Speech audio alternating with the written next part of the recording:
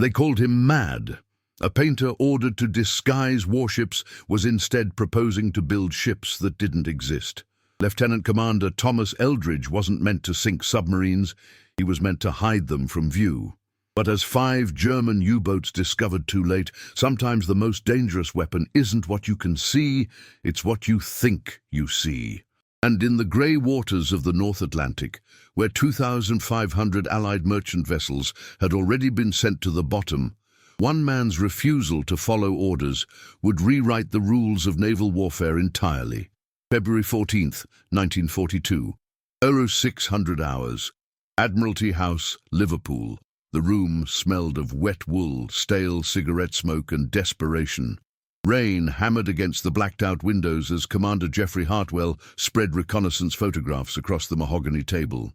Each image showed the same horrifying pattern: merchant convoys torn apart, lifeboats scattered across oil-slicked water, survivors, when there were survivors, clinging to wreckage in the freezing Atlantic. 43 ships in January alone, Hartwell said, his voice flat with exhaustion. The U-boats are winning. Lieutenant Commander Thomas Eldridge stood at attention, his Naval Reserve uniform still bearing traces of paint beneath the fingernails, a habit from his previous life as a commercial artist in Manchester.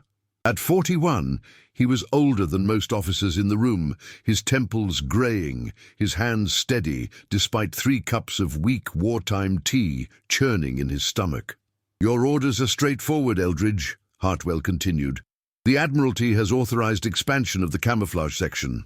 Dazzle patterns, false bow waves, disrupted silhouettes make our merchant vessels harder to target. You'll have access to shipyards in Liverpool, Glasgow and Belfast. Paint schemes are to be approved by this office before implementation. Eldridge studied the photographs. The mathematics were brutal. U-boat wolf packs were sinking ships faster than Britain could build them. 30 U-boats operating simultaneously. Average sinking rate, 4 merchant vessels per U-boat per patrol. Britain was hemorrhaging tonnage, fuel, food. The island was slowly starving. Permission to speak freely, sir? Hartwell glanced up, surprised. Granted. Camouflage won't solve this. Eldridge tapped one of the photographs.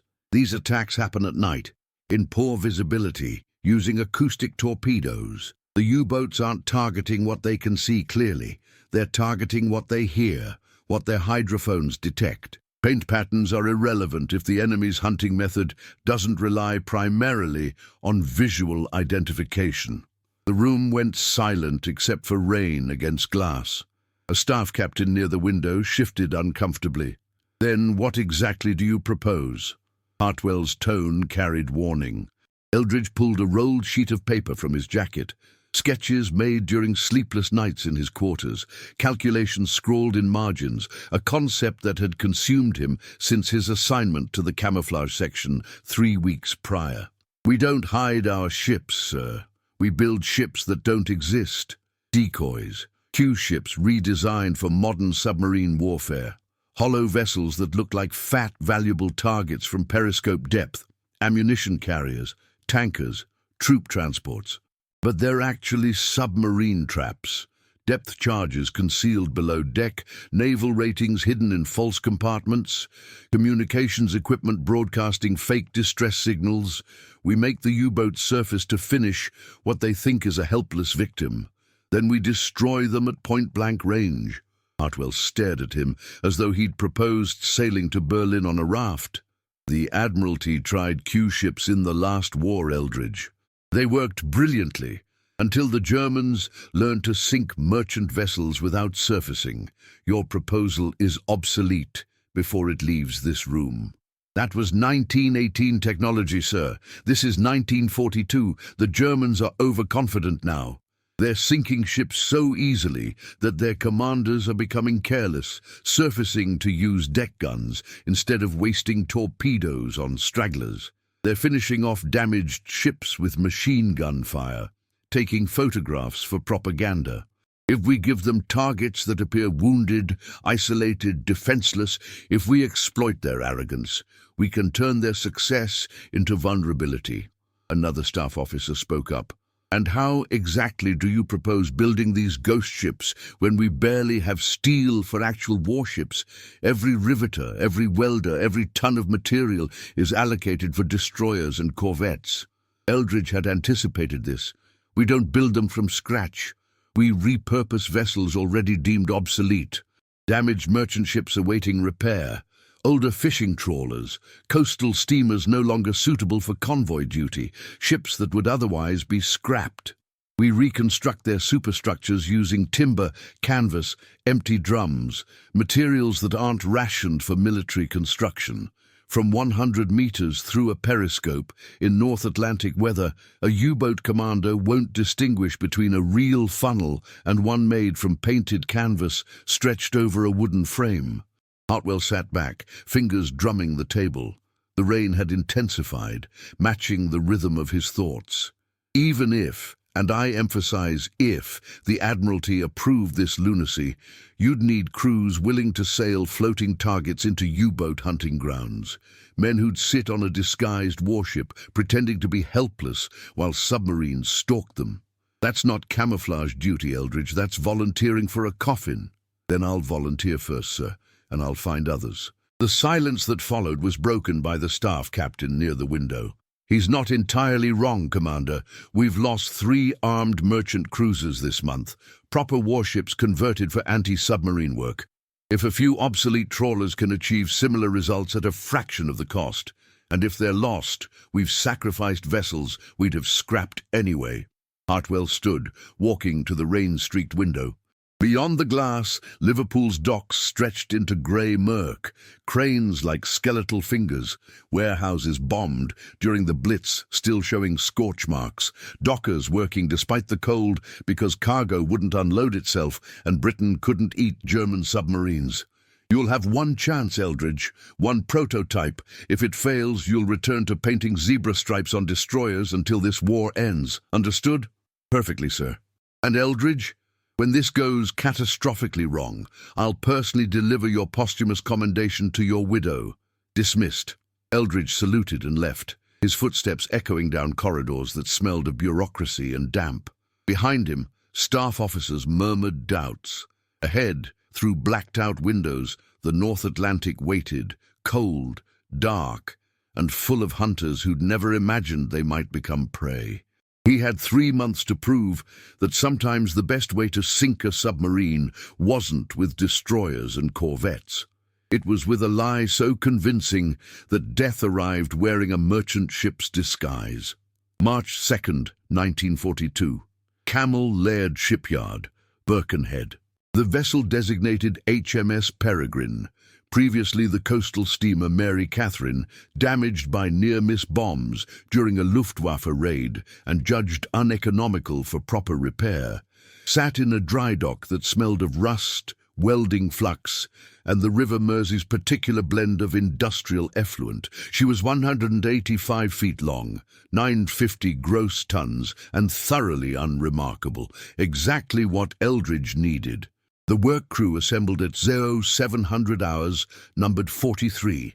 Naval ratings on punishment detail, civilian shipwrights too old for military service, Women's Royal Naval Service volunteers whose steady hands had assembled precision instruments and could handle a welding torch as competently as any man. They stood in the February cold, temperature hovering at 4 degrees Celsius, wind cutting through inadequate coats, and studied the officer who'd requisitioned their labor for a project officially classified as experimental camouflage research. Right then, Eldridge began, breath fogging in the frigid air. I won't lie to you. This vessel is going to hunt U-boats using deception. We're building a ship that looks like a merchant steamer, but fights like a warship. You'll work 12-hour shifts, 6 days weekly, with Sunday as compulsory rest, because exhausted people make fatal mistakes. Questions? A grizzled shipwright named McAllister, 64 years old with hands like gnarled oak, raised one finger. And when Fritz puts a torpedo into her real hull underneath all our lovely fakery, then we'll have approximately 90 seconds to abandon ship before she sinks. That's why every modification must be designed for rapid evacuation. Concealed weapons must deploy in under 30 seconds. Lifeboat davits must function under any conditions. We're not building theater scenery. We're building a weapon that keeps its crew alive long enough to fire back. The crew exchanged glances. A WRNS volunteer named Patterson, 26, from Cardiff, spoke up. "What exactly are we building, sir?" Specifically, Eldridge unrolled blueprints across a makeshift table, planks over oil drums. Mary Catherine's original superstructure is damaged beyond economical repair. Perfect. We'll reconstruct it using timber framing, canvas sheets, and paint to resemble a heavily laden collier. False cargo holds made from empty fuel drums, a fake funnel, timber frame, canvas skin, coal smoke piped from the actual engine room below. The real armament, 4 depth-charge throwers, 2 QF 12-pounder guns, will be concealed behind hinged panels that look like ventilator housings and cargo derricks. From periscope depth, in typical North Atlantic visibility of 800 meters in rain or fog, a U-boat commander will see a struggling merchant ship, perfect for target practice. McAllister studied the plans, professional skepticism evident. Canvas won't survive Atlantic weather. First proper storm will shred it. We'll use double-layered canvas treated with linseed oil, reinforced with wire mesh between layers. Not permanent. This vessel has operational lifespan measured in months, not years. We only need her to survive long enough to sink submarines, not win architectural prizes. Another rating, Seaman Harris, pointed at the armament specifications. Depth charges are for attacking submerged submarines. If they're underwater, they can't see our disguise. If they're surfaced, they're beyond depth charge range. What's the tactical logic? Eldridge had waited for this question. The tactical logic is that U-boats don't sink immediately when hit. They crash dive attempting to escape. Our disguise gets them close enough to use deck guns, believing they're finishing a cripple. When they realize we're armed, they'll emergency dive. That's when depth charges become relevant. They'll be submerged, damaged, slow, close to the surface. Perfect targets. The crew absorbed this. It wasn't standard naval doctrine. It was improvisation weaponized. Work began that afternoon. The shipyard operated under wartime austerity that made every nail precious. Timber was reclaimed from bombed warehouses, canvas salvaged from damaged barrage balloons, paint mixed from whatever pigments remained after military priorities were satisfied. Welders worked with acetylene torches, rationed so carefully that every cut had to be planned in advance. When electric power was cut, routine during daylight hours to conserve coal for factories producing munitions, they worked by daylight through holes cut in the shipyard roof, patched each evening before German bombers might arrive. The false superstructure rose slowly. Timber frames were notched and bolted rather than nailed to conserve metal. Canvas was stretched taut, treated with oil, until it felt like stiff leather, painted in layers to mimic rust streaks and weathering. The fake funnel was a masterpiece of deception, a 30-foot structure weighing less than 200 pounds, with smoke ducting that made it belch convincing black exhaust while the real engines ran clean below. Nights brought different challenges. German bombers crossed the Mersey regularly, targeting Liverpool's docks. Air raid sirens wailed, crews scrambled to shelters.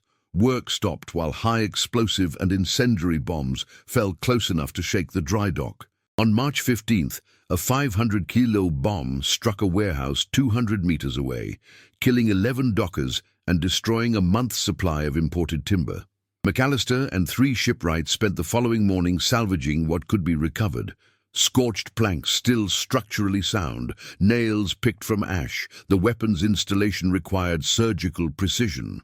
The 12-pounder guns were mounted on hydraulic platforms that raised them through hinged deck panels in 12 seconds. Fast enough to surprise a surface submarine, slow enough that mechanical failure became a death sentence. Depth charge throwers were positioned amidships, concealed beneath false cargo hatches. The firing mechanisms had to function perfectly, despite being exposed to salt spray. Concealed beneath canvas, and operated by ratings who'd have seconds to decide whether to reveal their weapons or maintain disguise until the optimal moment. "You're teaching them to play poker with their lives," observed Lieutenant Shaw, assigned as Peregrine's first officer, watching ratings practice the deployment sequence for the 15th time. "I'm teaching them to win," Eldridge replied. "German U-boat commanders are skilled, experienced, confident. Their confidence is their weakness. They surface because they believe British merchant ships are helpless. The moment they realize they're wrong is the moment we destroy them." By April 12th, HMS Peregrine was unrecognizable. She looked like a worn-out collier that had survived one bombing too many. Listings slightly to port, funnel trailing black smoke, superstructure weathered, lifeboats hanging from davits in permanent readiness for abandonment. Below the disguise, she was a predator. Crew quarters reinforced, communications equipment upgraded, weapons systems test-fired until every rating could operate them blindfolded. The final test came during a practice deployment in the Irish Sea. A Royal Navy submarine played the role of U-boat, approaching on the surface to finish off what appeared to be a crippled merchant vessel. Peregrine's crew maintained radio silence, drifted convincingly, made no aggressive movements. At 400 meters, point-blank range for a surfaced submarine's deck gun, Eldridge gave the order. 12 seconds later, both 12-pounders were elevated and tracking. The submarine's captain, Commander Willis, radioed, "Bloody hell, Eldridge. I didn't see that coming until your guns were already aimed at my conning tower." "Precisely the point, Commander. Neither will Fritz." HMS Peregrine sailed for the North Atlantic on April 20th, 1942. Her crew numbered 38. None had served on Q ships previously. All had volunteered after Eldridge's briefing made clear they'd be sailing into U-boat hunting grounds disguised as prey, hoping to become predators. Between Liverpool and open ocean, the ship passed outbound convoys, real merchant vessels with real cargo, protected by overstretched destroyer escorts.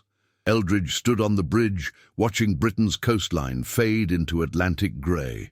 Somewhere ahead, German submarines patrolled routes where they'd become accustomed to easy victories. What they'd encounter instead was something neither their training nor experience had prepared them for: a ghost ship that fought back. May 3rd, 1942. North Atlantic, 56 degrees, 18 degrees, 400 nautical miles west of Ireland. The wireless intercept arrived at 13:40 hours. U-boat contact report transmitted in German naval code, quickly decrypted by Bletchley Park and relayed to Western Approaches Command. A Wolfpack designated Gruppe Steinbeck, 7 U-boats, was operating in Grid Square BE-26, targeting convoys on the Liverpool-Halifax route. Peregrine altered course immediately, steering southwest at 8 knots, trailing black smoke, listing 5 degrees, broadcasting distress signals indicating engine trouble. "We're bait now," Lieutenant Shaw observed, studying the plot. "Question is whether the sharks find us appetizing enough." Eldridge adjusted their position to intersect the Wolfpack's patrol area. U-521 sank 3 merchants last week. All stragglers separated from convoy, finished with deck gun fire. Her commander, Captain Lieutenant Dieter Brandt, is developing a pattern. Identify crippled targets, surface at dusk, use remaining daylight to confirm the kill, submerge before full darkness when British aircraft might spot him. He's efficient, careful, and confident. How confident? Confident enough to surface within 400 meters. That's when we stop being bait. For 18 hours, Peregrine drifted through grey Atlantic swells, maintaining her disguise. The crew rotated watches. Gunners hidden below deck, lookouts visible on deck appearing to struggle with broken equipment, wireless operator broadcasting increasingly desperate distress calls. The May weather cooperated, low cloud at 600 feet, visibility fluctuating between 800 and 200 meters, seas rough enough to justify a vessel appearing to struggle. At 08:20 hours on May 4th, the forward lookout spotted a periscope 800 meters off the starboard bow, tracking parallel. U-521 was studying them, confirming they matched the profile of a helpless straggler. "All hands to action stations," Eldridge ordered quietly. Below decks, ratings moved to concealed positions, hands on weapons that mustn't be revealed prematurely. On deck, visible crew continued their pantomime of desperation, attempting to start a jammed lifeboat David, waving frantically at the horizon as though hoping for rescue. The periscope withdrew. 30 minutes of silence followed. Then at 0855 hours, U-521 surfaced 450 meters astern. Conning tower breaking grey water, deck awash with Atlantic foam. The U-boat's commander emerged, followed by ratings manning the 88mm deck gun. Through binoculars, Eldridge watched Capitan Lieutenant Brandt survey Peregrine with the calm assessment of a predator that had killed before and expected to kill again. "Hold," Eldridge murmured into the voice pipe. "Hold position. Let him close." The U-boat approached cautiously. 300 meters, 250 meters. Brandt was experienced enough to be wary, but confident enough to believe a listing merchant steamer posed no threat. The 80mm gun tracked Peregrine's bridge, ready to fire if the merchant crew attempted anything suspicious. At 200 meters, Eldridge made his decision. Execute. HMS Peregrine transformed. Hinged panels dropped away from the 12-pounder positions. Canvas screens fell, revealing gun crews already sighted on target. The false cargo derrick swung aside, exposing the depth charge throwers. The entire sequence took 9 seconds, fast enough to catch Brandt completely unprepared. The first 12-pounder shot struck U-521's conning tower, penetrating the pressure hull, killing 2 ratings instantly. The second shot hit the deck gun mounting, disabling it before the German crew could return fire. Brandt screamed orders, emergency dive, but the damage was catastrophic. Seawater poured through the hull breach faster than pumps could compensate. U-521's bow tilted downward. Ratings scrambled from the conning tower, some jumping into the freezing Atlantic, others trapped inside as the submarine slipped beneath the surface.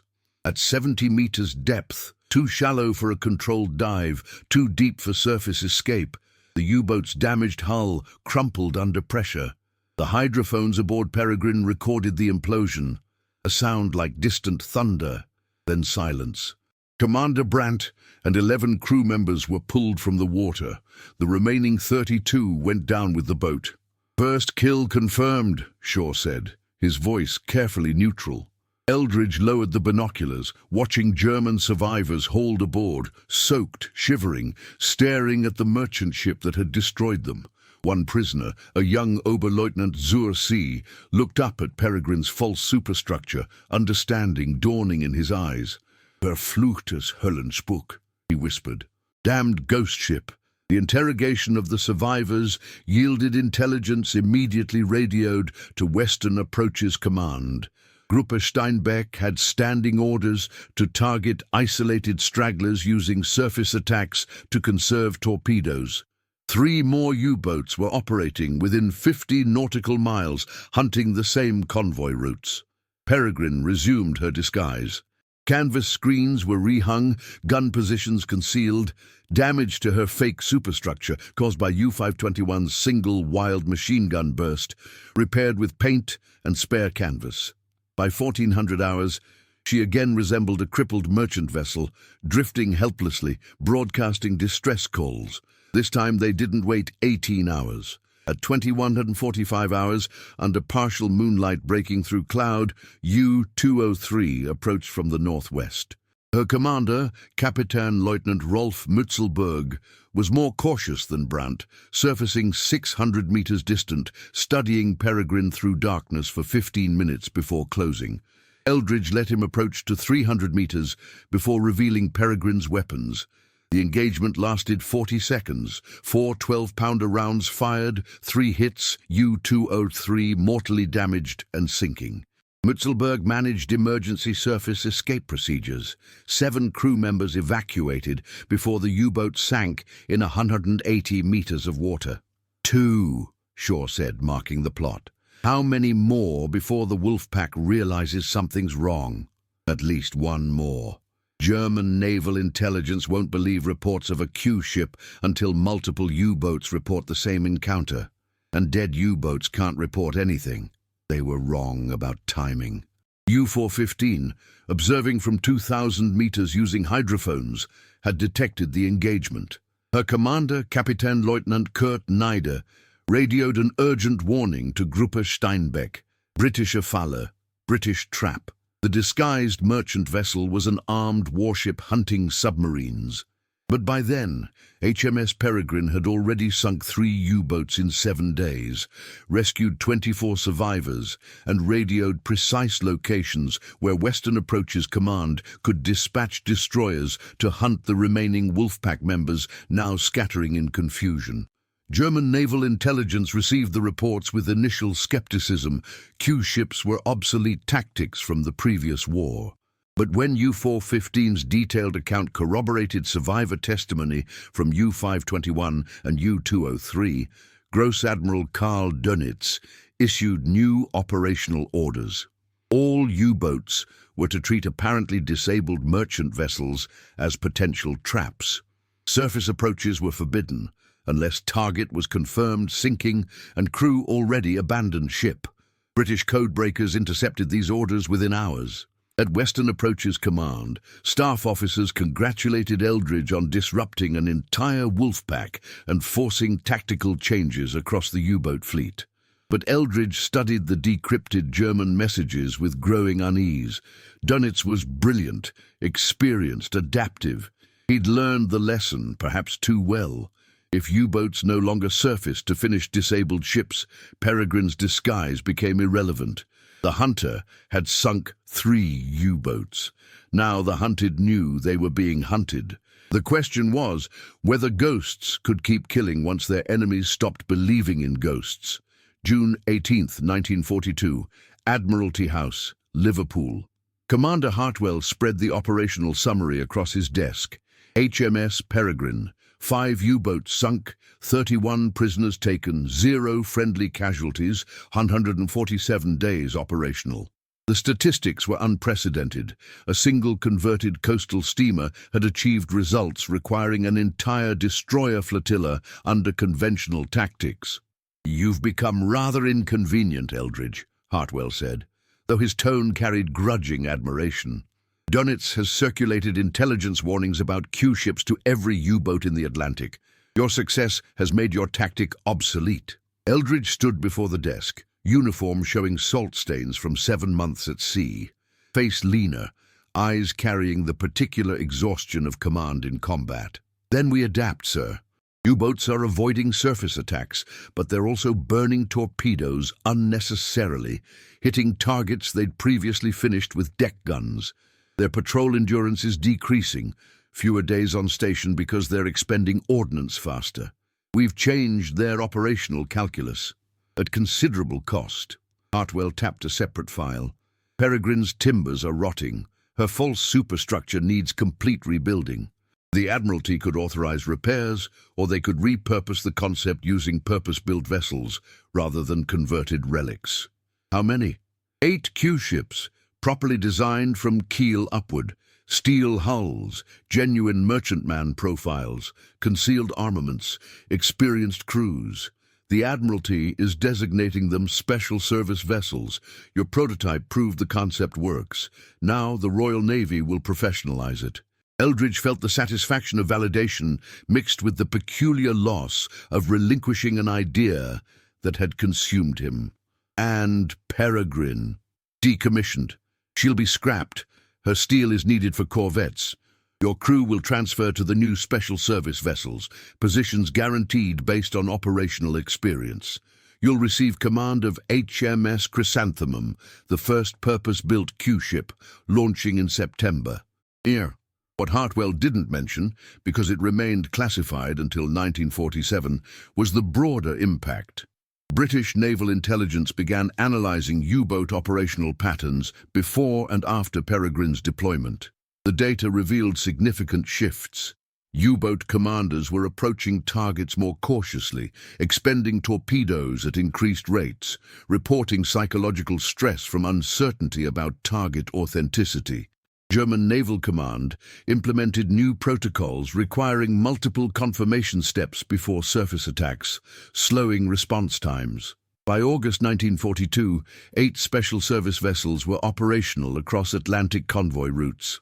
By December, U-boat sinking rates of Allied merchant ships had decreased by 23% in zones where Q ships operated, not because the Q ships themselves sank dozens of submarines, but because their existence forced tactical caution that reduced overall German effectiveness.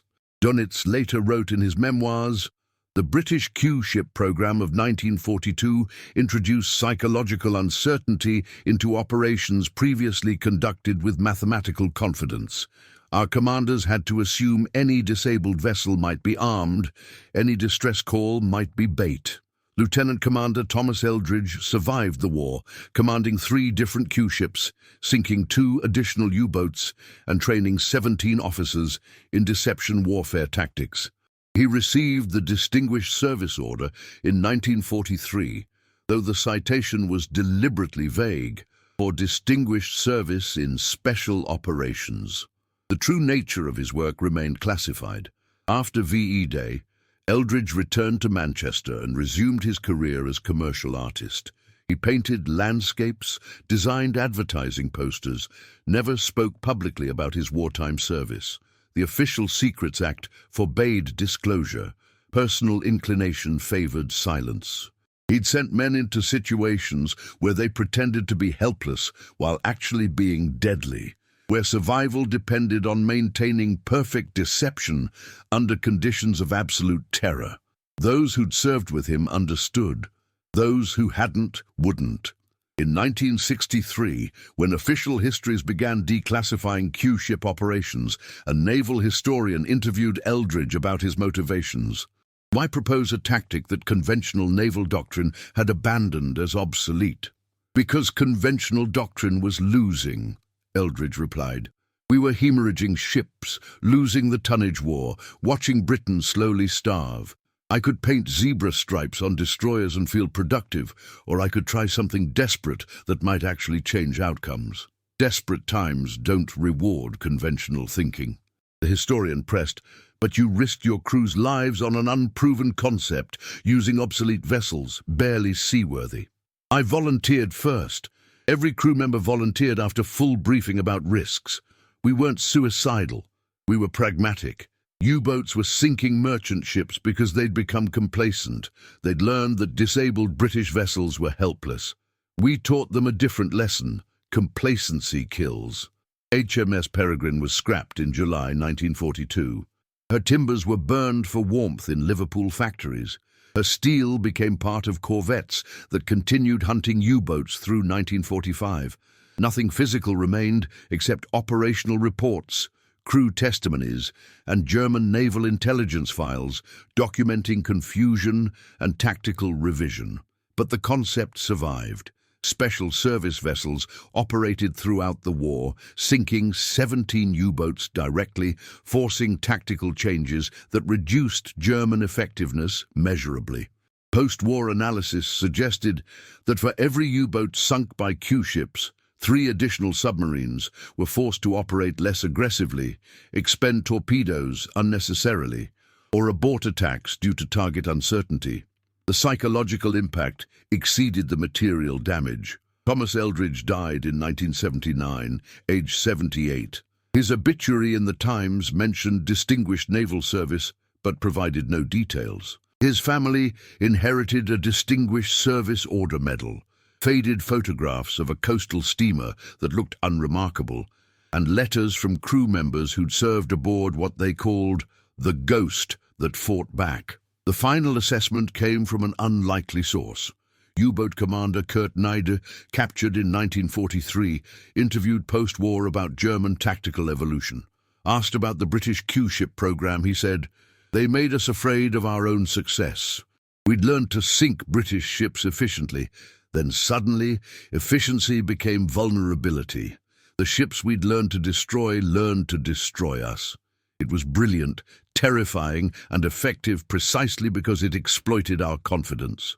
In the grey waters of the North Atlantic, where 2,700 Allied merchant vessels were sunk and 783 U-boats were destroyed during 6 years of warfare, HMS Peregrine's contribution represented a fraction of 1%. But fractions matter when survival depends on marginal advantages accumulated across thousands of engagements. A painter ordered to hide ships instead built ships that revealed themselves at the moment of maximum surprise. 5 U-boats discovered too late that sometimes the most dangerous disguise isn't camouflage. It's the appearance of helplessness masking lethal capability. Thomas Eldridge understood something fundamental. In warfare, as in art, the most powerful deception isn't hiding what you are. It's making the enemy believe you're something you're not, until the moment revelation becomes their final lesson.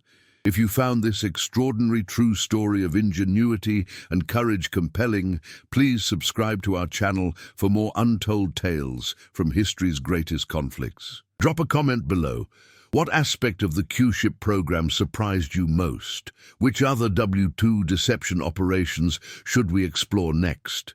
Your engagement helps us continue sharing these remarkable stories of ordinary people achieving extraordinary things under impossible circumstances. Thank you for watching.